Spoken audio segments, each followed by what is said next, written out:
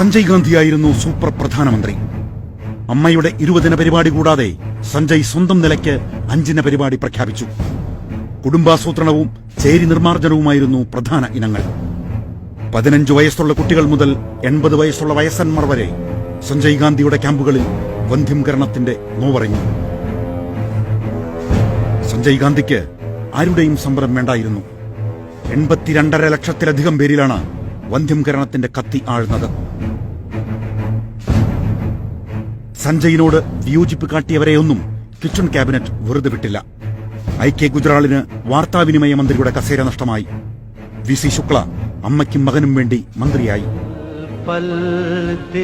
5 പരിപാടിയുടെ ധനസമാഹരണത്തിന് പാടാൻ പോകാതിരുന്ന കിഷോർ കുമാറിന്റെ പാട്ടുകൾ ആകാശവാണിയിൽ പിന്നെ കേൾക്കാതെയായി. ഡൽഹിയിൽ ചേരികൾ പൊളിച്ചടുക്കി നഗരം സുന്ദരമാക്കാൻ സഞ്ജയ് കൽപ്പിച്ചു. തങ്ങൾ എങ്ങോട്ടു പോകുമെന്ന ചേരിക്കാരുടെ ചോദ്യത്തിന് തുർക്ക്മാൻ ഗേറ്റിൽ പോലീസ് തോക്കുകൾ മറുപടി പറഞ്ഞു. ഇന്ത്യയെന്നാൽ ഇന്ദ്രയായി.